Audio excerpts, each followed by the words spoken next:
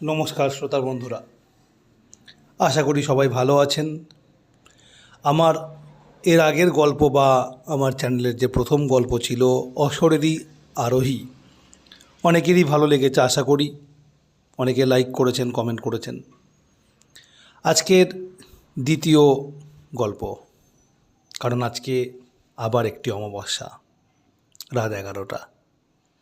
আজকের গল্পের নাম ছিটকিনির আতঙ্ক। এই গল্পটিও আগের গল্পের সমসাময়িক, তবে গল্পের কাহিনী কোনো একটি রাতের বা একটি মুহূর্তের নয়। দীর্ঘ সময়ব্যাপী এই ঘটনাটি আমার সাথে ঘটেছিল যখন আমি কলেজে পড়ার সময় কলকাতাতে ভাড়া বাড়িতে থাকতাম। আমি আগেই আপনাদের বলেছি যে আমি টিউশন পড়াতাম, তার কারণ টিউশন পড়িয়েই আমাকে চালাতে হতো। কলেজে পড়ছি, একটা ছোট্ট ভাড়া বাড়ি পেলাম। বাবা ওই বাড়িটি আমার জন্য দেখেছিল। বাইরের দিকে একটা ঘর রয়েছে, আর বাড়ি যারা মালিক বা মালকিন বলা ভালো, তার কারণ জেঠিমা ছিলেন এবং তার ছেলে মেয়ে ছিলেন। জেঠু মারা গিয়েছিলেন অনেক আগেই। তারা থাকতেন বাড়ির ভেতরের দিকে। আমার বাইরের দিকে ছোট একটা ঘর, খুবই ছোট, 8 ফুট বাই 8 ফুট হবে সর্বাধিক। সেই ঘরের মধ্যেই একটা টেবিল, একটা ছোট তক্তপোষ, আমার বইপত্র, আর আমার অতি প্রিয় থার্ড হ্যান্ড সাইকেল। এই কটা জিনিস রাখতে পারতাম। এছাড়া আনুষঙ্গিক কয়েকটি জিনিসপত্র। কলকাতার মধ্যে হলেও জায়গাটা বেশ নিরিবিলি।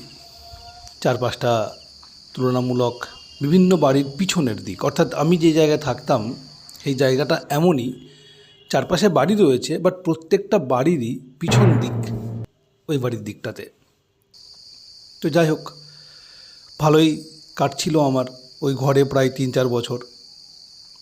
হঠাৎ শীতকাল, একদিন রাত্রে প্রচণ্ড ভয়ঙ্কর একটা স্বপ্ন দেখি। ভয়ঙ্কর স্বপ্নটা এরকমই যেমনটা হয়ে থাকে। ভয়ঙ্কর মানেই হচ্ছে আমার লাইফকে চ্যালেঞ্জ করছে, লাইফ থ্রেটেনিং, জীবনকে ভয় দেখিয়ে যে স্বপ্নগুলো। বাট সেটা সাপ না বাঘ, নাকি কোনো দুর্ঘটনা, না অন্য কোনো কিছু, সেটা মনে করতে পারলাম না। কিন্তু বেশ ভয় পেয়েছি, এটা বুঝতে পারছি। উঠে ঢোক করে কয়েক গ্লাস জল খেয়ে শান্ত হবার চেষ্টা করলাম, কিন্তু কিছুতেই শান্ত হতে পারছি না। ঘড়ির দিকে তাকালাম, ভোর রাত 3:30। যাই হোক, আবার কোনো মতে কমানোর চেষ্টা করতে করতে একসময় ঘুমিয়ে পড়েছি। পরে সকালে ওঠার পরে রাতের কথা কিছুই মনে ছিল না খুব একটা। বিভিন্ন কাজে, কলেজের চাপে, পড়ানো এই সমস্ত কিছুতে রাতের কথা ভুলেই গেছিলাম। বেশ কয়েক সপ্তাহ পরে আবার ঠিক অনুরূপভাবে রাতে প্রচণ্ড ভয়ঙ্কর স্বপ্ন দেখি, কিন্তু এবারের স্বপ্নটি আমার মনে ছিল। কেউ যেন আমার গলা টিপতে আসছে, বাট সেটা কে আমি দেখতে পাচ্ছি না। সেটা মানুষ নাকি কোনো অশরীরী, নাকি কোনো প্রেতাত্মা, কিছুতেই বুঝতে পারছি না কে। বাট স্বপ্নটা মনে রয়েছে, এসে আমাকে গলা টিপে মারতে চাইছে। এবং গলায় হাত দিয়ে অনুভব করলাম বেশ ব্যথা। হয়তো আমি নিজেই অজ্ঞানতাবশত নিজেরই গলা চেপে ধরেছিলাম, কে জানে। আবার জেগে উঠে একটু প্রকৃতিস্থ হওয়ার চেষ্টা করে 1 গ্লাস জল খেয়ে বিছানায় শুলাম। যথারীতি গতবারের মতো এবারেও সকালে যখন উঠলাম সব কিছুই স্বাভাবিক লাগছিল। কিন্তু কাজ করতে করতে বিকেলের দিকে হঠাৎ মনে পড়ল, এরকম ঘটনা তো বেশ কয়েক মাস আগে আমার সাথে ঘটেছিল।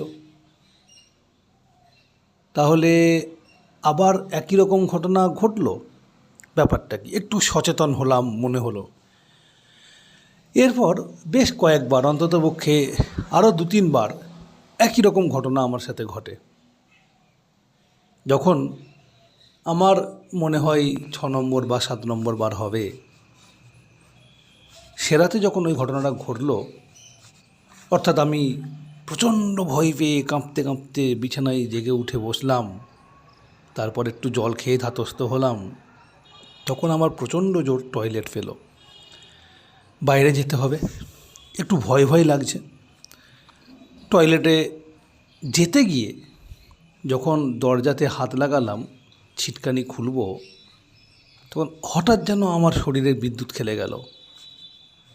এর আগেও দু একবার যখন আমি ভয় পেয়ে জেগে উঠেছিলাম, তখনও ছিটকিনিটা বাম দিক থেকে ডান দিকে ঘুরিয়ে দরজা খুলেছিলাম। এটা কেমন হলো, বাম দিক থেকে ডান দিক? হ্যাঁ শ্রোতা বন্ধুরা, একটা ছিটকানি যখন আমরা সোজাসুজি ওপরে তুলি, তারপর সেটাকে লক করার জন্য বা আটকানোর জন্য ল্যাচটাকে আমরা আইদার বাম দিক অথবা ডান দিকে ঘুরিয়ে দিই। তো আমি লক্ষ্য করলাম ওই রাতে এবং এর আগে কয়েকবার যেটাতে আমি ভয় পেয়েছিলাম, আমি রাত্রেবেলা ছিটকানি বন্ধ করার সময় ল্যাচটাকে বাম দিকে ঘুরিয়েছিলাম। মনে হলো এ আবার কী রকম, এটার সঙ্গে কি স্বপ্নের কোনো যোগাযোগ আছে, বৈজ্ঞানিক কোনো ব্যাখ্যা রয়েছে? আমার মন কি কোনোভাবে ট্রেন্ড হয়ে গিয়েছে এই ব্যাপারটার সাথে, যে ছিটকানিটা বাম দিকে ঘোরালে আমি নিজের মনে মনে আতঙ্কগ্রস্ত হই? জানি না, ব্যাখ্যা আমি আজও জানি না, আজও বলতে পারি না কী ঘটেছিল সেদিন। বাট ছিটকানি খুলতে গিয়ে আমার মনের মধ্যে ওই বিষয়টা গেঁথে গেল এবং ক্যালেন্ডারে খেয়াল করে দেখলাম দিনটা অমাবস্যা বলে মার্ক করা রয়েছে। তারপর বেশ কয়েকদিন কেটে গেছে, 1 মাস প্রায়, পরবর্তী অমাবস্যা। ওই যে বললাম আমি ভূত ব্যাপারে 3য় দলে পড়ি, ভয়ে দৌড় লাগাই না, অজ্ঞানও হয়ে যায় না, বরং ভয় পেলে তার কারণটা অনুসন্ধান করার চেষ্টা করি। এখানেও আমি নিজেকে কাজে লাগিয়ে এই ঘটনার পিছনে কী ঘটছে সেটা অনুসন্ধান করার চেষ্টা করলাম। আমি পরবর্তী অমাবস্যার দিন রাত্রিবেলা খাওয়া দাওয়া করে সজ্ঞানে ছিটকিনিটাকে বাম দিকে ঘুরিয়ে দিয়ে শুলাম। যথারীতি যখন প্রচণ্ড ভয়ে কাঁপতে কাঁপতে ঘেমে নিয়ে একসা হয়ে জেগে উঠলাম, তখন রাত 3:30। কী ব্যাপার, রাত 3:30 কেন? মনে হলো এর আগের বারে প্রত্যেকবারেই যখনই আমি জেগে উঠেছিলাম সেটাও ছিল সময়টা ঠিক রাত 3:30। তাহলে কি ছিটকানির সাথে এই 3:30টার এবং ভয়ের স্বপ্নের কোনো যোগাযোগ রয়েছে? জানি না, তখনও বুঝে উঠতে পারিনি। আবার 1 মাস অপেক্ষা, কারণ অমাবস্যার তিথি নাকি ভূতের জন্য প্রশস্ত, ভৌতিক ব্যাপারের জন্য খ্যাতিমান। তাই আমি আবার 1 মাস অপেক্ষা করে এবার ছিটকানি ডান দিকে ঘুরিয়ে শুলাম, কোনো স্বপ্ন নেই। পরের অমাবস্যা ডান দিকে ঘোরালাম, কোনো স্বপ্ন নেই। পরপর 3-4টে অমাবস্যা ছিটকানি তুলে সজ্ঞানে ডান দিকে ঘুরিয়ে শুলাম, কোনো সমস্যা নেই। তারপরে যেই আমি বাম দিকে ঘুরিয়ে শুলাম, আবার সেই একই সমস্যা, কেউ আমাকে গলা টিপে মারতে চাইছে।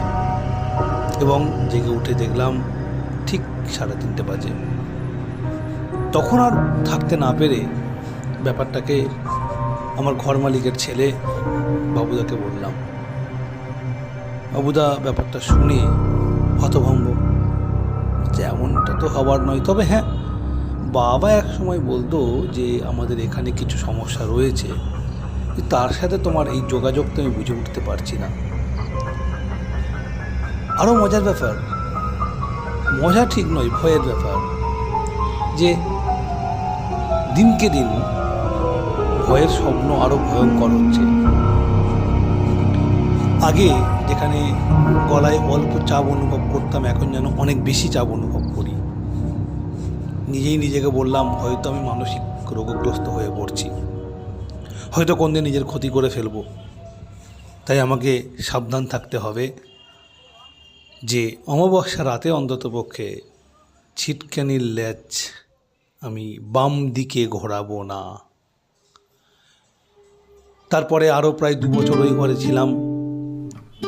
আমার ছিটকানির ল্যাচ ডান দিকে ঘোরানোর অভ্যাস এমন হয়ে গিয়েছে, আজকে এই 39 বছর বয়স হয়ে গেল আমার, সুদীর্ঘ 16 বছর তারপরে কেটে গিয়েছে ওই ঘটনাগুলোর পরে, কিন্তু আমি আজও বিশেষ করে কোনো বাইরের কোথাও গেলে ছিটকানির ল্যাজ তোলার সময় আমার ঘটনাটা মনে পড়ে এবং আমি সবসময় ডান দিকে ঘুরিয়ে দিই।